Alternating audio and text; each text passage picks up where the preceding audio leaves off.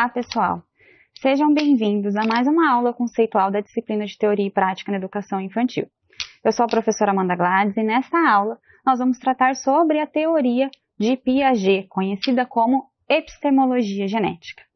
Piaget viveu de 1896 a 1980. Vejam aí que ele já viveu uma quantidade de anos um pouco mais, maior do que Vygotsky, porque Vygotsky teve todo aquele processo da sua vida que ele acabou falecendo antes. Bom, mas a preocupação de Piaget não era necessariamente a pedagogia, ele não era um pedagogo. A sua preocupação enquanto biólogo era entender como o ser humano aprende. E para isso ele desenvolveu a teoria da epistemologia genética, que nós temos alguns conceitos chaves como hereditariedade, assimilação, esquemas, acomodação, adaptação e equilibração. Mas o que seria a hereditariedade? A hereditariedade é aquela bagagem que a criança já carrega, ou seja, o seu conhecimento prévio, a sua história de vida, a sua concepção, todo aquele período em que ela passa antes de chegar para você na escola. Este, para Piaget, são os seus traços de hereditariedade. Em seguida, nós temos a assimilação, que é modificar as suas estruturas mentais frente a um novo conteúdo, frente a uma nova aprendizagem. Em conjunto também, ele fala que essa assimilação ela ocorre por meio de esquemas, certo?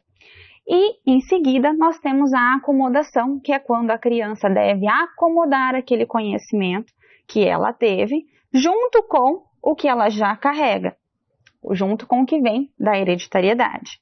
Em seguida, a criança passa para o processo de adaptação, que é quando ela substitui, ou melhor, ela eleva, aprimora aquele conhecimento a partir do que ela aprendeu, com o que ela já tinha, e adapta tudo isso e constrói um novo, para entrar num processo de equilibração, conforme Piaget fala.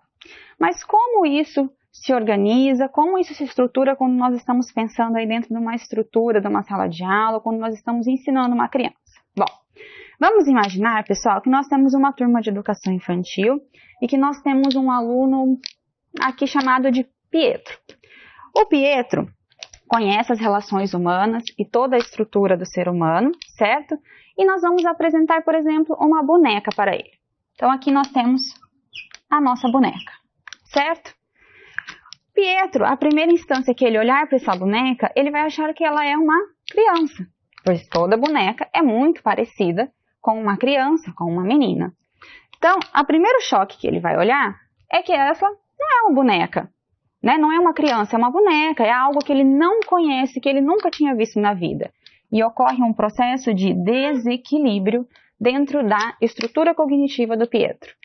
A partir disso, ele vai tocar essa boneca, brincar com ela e vai iniciar o processo de assimilação, aonde pelo toque ele vai ver que a textura da pele dela é diferente da textura de uma pele de uma menina, de um humano, que o cabelo dela é sintético, o formato dos olhos e toda a estrutura ali, enquanto boneca física, ele vai perceber as diferenças daquela boneca para com o ser humano.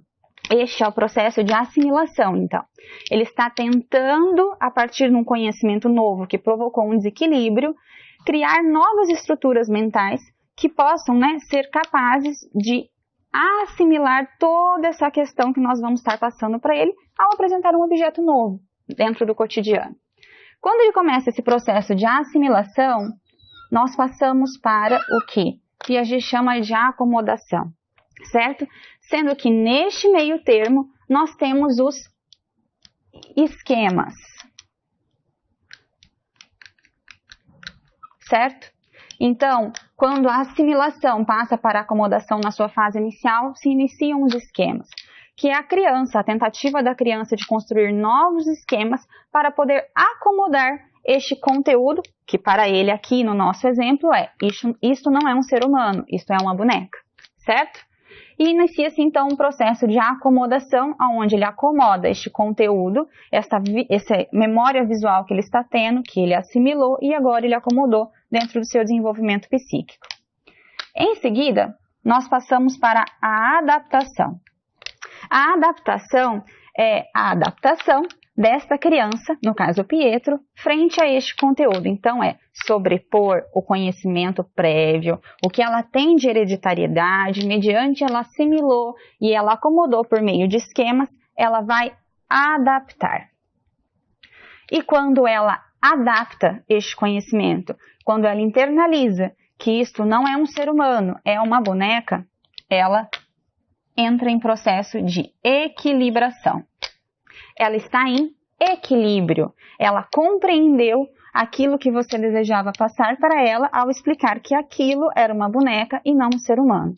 E isso vai ficar no seu estado inicial, mas de uma forma mais complexa, porque afinal de contas ela aprendeu um novo conteúdo, até que ela desequilibre novamente. Ou seja, até que nós apresentemos um novo conteúdo para ela, que cause um desequilíbrio, que vai provocar uma assimilação, que vai exigir esquemas para que ela acomode, que vai exigir que ela se adapte, entre em equilibração até que um novo conhecimento seja apresentado e provoque um desequilíbrio.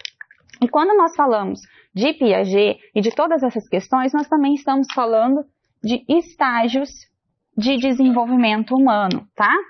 Piaget, então, na sua preocupação de entender como o ser humano aprende, desenvolveu alguns estágios pelos quais ele acreditava que os seres humanos passariam para atingir o desenvolvimento psíquico. E quais são eles? O primeiro é o sensório motor de 0 a 2 anos. O segundo é o pré-operatório de 2 a 7 anos. O terceiro é o operatório concreto de 7 a 12.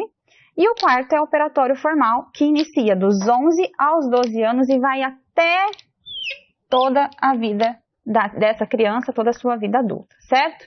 O que nós temos aí de principal quando nós falamos de educação infantil e de entender esse universo quando a gente trata do estágio sensório-motor que vai de 0 a 2 anos? A criança nesse estágio, ela é regida, né, pelo motor, né? É as sensações do prazer, é toda aquela marcha que está em desenvolvimento, que ela vai adquirir, ela ainda não tem a linguagem, certo? Ela ainda vai adquirir todos esses conceitos de linguagem. Quando ela adquire a linguagem, ela passa para o estágio pré-operatório. O estágio pré-operatório, que é de 2 a 7 anos, é marcado pelo animismo infantil.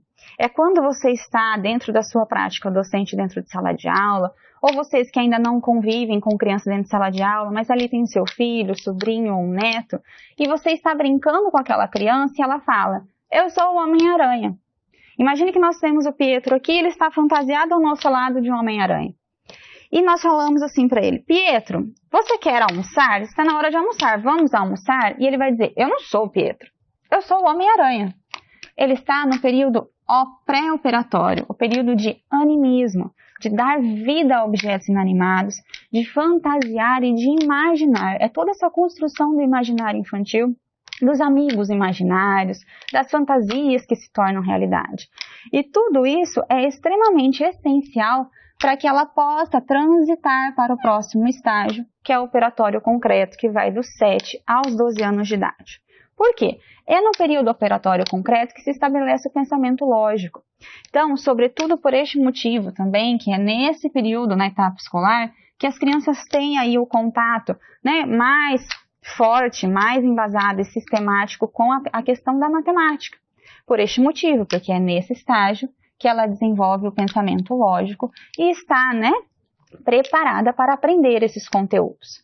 Em seguida, tendo aprimorado o pensamento lógico no operatório concreto, ela transita para o operatório formal, que pode iniciar dos 11, 12 anos e vai durante toda a sua fase, porque para Piaget a criança, né, que vai se desenvolver durante todos esses estágios tem que ter todos eles bem delimitados e aprimorados para que ele possa ter uma vida adulta e uma aprendizagem na sua vida adulta durante toda a sua etapa escolar. Porque nós sabemos que a etapa escolar não acaba necessariamente nos 12 anos de idade, certo? Ela se segue ali para o ensino médio e ensino superior.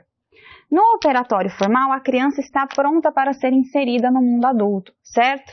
Então vejam que ela já é quando a criança é considerada, né, a fase da adolescência, quando a criança passa pela puberdade. Então temos as explosões dos sentimentos, né, a questão da personalidade que se firma neste estágio e ela está pronta para ser inserida no meio adulto. Então, pessoal, vejam que ao nós né, elencarmos aqui todos esses itens dos estágios do desenvolvimento com base na teoria da epistemologia genética de Piaget, nós vemos que para ele o biológico é central, certo?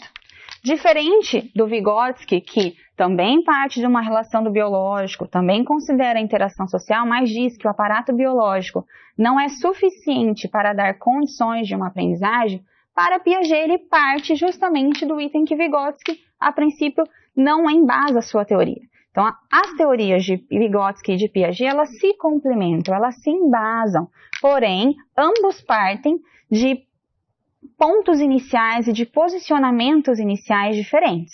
Então, Piaget vai partir do biológico, porque aqui nos estágios nós vimos que todas essas questões primordiais do desenvolvimento, de passar para uma fase para o outro, dependem de uma maturação biológica e dependem do avanço da idade da criança, certo? Já para Vygotsky, vai depender das relações em que ela tem com o meio em que está inserida. Bom, pessoal, agora que vimos a fundo as teorias de Vygotsky e Piaget, nós podemos traçar algumas relações entre os autores. E eu volto a frisar que tudo isso é para que você também possa equilibrar todo esse saber que nós vimos até aqui, ou ainda para que você possa internalizar esse saber. Piaget pensou o indivíduo partindo do ponto de vista biológico, falou sobre o processo do desequilíbrio que leva o indivíduo aos novos conhecimentos. Logo, ao falar de desenvolvimento e de aprendizagem, ele contribui para essa importante área. Para Piaget, o desenvolvimento é orgânico, não se dissocia do desenvolvimento psicológico, bem como para Vygotsky, o desenvolvimento intelectual alavanca os aparatos biológicos. O que fica claro é que os dois autores abordam o intelecto e o psicológico, mas partindo de momentos diversos e pontos de vista diversos e locais diferentes. Piaget foi importante para compreendermos as crianças, como as crianças aprendem, das diferentes maneiras, e como isso é diferente dos adultos. E Vygotsky foi importante pois trouxe relevantes considerações sobre o meio externo, suas determinações culturais para o desenvolvimento e para a aprendizagem. Vygotsky trouxe importantes considerações quanto à linguagem e diz que a linguagem é a ferramenta que torna o animal homem um ser humano. O pensamento não é verbal e a linguagem não é intelectual. É apenas próximo dos 2 anos de idade que as curvas do desenvolvimento do pensamento e da linguagem, que até então transitavam separadas, se encontram, e daí nós temos uma nova forma de comportamento. Como, por exemplo, nós temos um bebê de 8 meses que chora instintivamente. O seu meio de comunicação é o choro. Ele não é uma linguagem, ele não tem intencionalidade, pois ele é instintivo. No momento, Piaget aborda o desenvolvimento humano em estágios, ao contrário do que discorre Piaget, onde os fatores internos são preponderantes. Logo, a aprendizagem acaba dependendo muito do desenvolvimento. Mas então, qual seria a diferença entre Piaget e Vygotsky? Essa não é uma pergunta muito simples de ser respondida, mas entenda que inicialmente Piaget não foi um autor extremamente preocupado especificamente com a escola, com o professor, com a intervenção pedagógica, de forma contrária do que Vygotsky foi. Para além disso, Piaget é extremamente complexo na sua escrita, não é um autor didático de fácil compreensão. Ao mesmo tempo, ambos são considerados interacionistas, pois levam em consideração a importância da interação para a formação do desenvolvimento dos indivíduos. Perceba a complexidade dessa discussão e entenda que existem sim pontos que os aproximam, mas que suas bases iniciais se diferenciam em muitos pontos. Compreenda que ambos fundamentam as concepções sobre ensinar e aprender na atualidade, por isso é necessário estudá-los para que sua prática seja eficiente. Quando falamos de todo esse processo na educação infantil, estamos falando do brincar, do lúdico, do brinquedo, que também é um instrumento que auxilia o processo de mediação para o desenvolvimento das funções psicológicas superiores. E de início, nós precisamos definir alguns conceitos, como brinquedo, jogo e brincadeira. Brinquedo é o objeto, o instrumento utilizado pela criança durante o ato de brincar. Por brinquedo, compreende-se qualquer coisa, não necessariamente algo produzido por uma empresa com a definição de se tornar um brinquedo. Mesmo uma caixa vazia de papelão pode tornar-se um brinquedo nas mãos de uma criança. O jogo, necessariamente, é um momento de brincadeira, uma brincadeira que estabelece um conjunto de regras, seja um jogo orientado pelos adultos ou um jogo criado e organizado pelas próprias crianças. Brincadeira é o ato em si. Nesse momento pode-se utilizar brinquedos ou não, pode ser durante um jogo ou não. A brincadeira é de extrema importância para o desenvolvimento, pois nela a criança cria representações, se frustra, aprende de maneira espontânea, erra, acerta, se machuca. Vejam, o brinquedo cria uma zona de desenvolvimento proximal na criança. No brinquedo, a criança sempre se comporta além do comportamento habitual de sua idade, além do seu comportamento diário. No brinquedo, é como se ela fosse maior do que é na realidade. Como no foco de uma lente de aumento, o brinquedo contém todas as tendências de desenvolvimento sob uma forma condensada, sendo ele mesmo, uma grande fonte de desenvolvimento. Reforçamos que o brincar é característica fundamental e indissociável do ser criança. No que se refere à Base Nacional Comum Curricular, a BNCC, nós verificamos que entre os direitos de aprendizagem e desenvolvimento da educação infantil está o brincar. Por meio da brincadeira, a criança pode participar, se expressar, conhecer-se, explorar e conviver. O brincar é a essência da infância. E para afindar, compreendam que o brinquedo, o jogo, a brincadeira é um recurso didático e pedagógico extremamente importante para a educação infantil. Quando a criança brinca, ela desenvolve operações mentais, assimila a cultura, desenvolve habilidades motoras e muito mais. Bom, pessoal, espero que nossa aula conceitual tenha contribuído para que você assimile e internalize o processo de aprendizagem para Piaget e que você possa se identificar com os autores e tecer suas próprias relações para a didática na educação infantil, que nós veremos nas próximas aulas. Um abraço e até lá!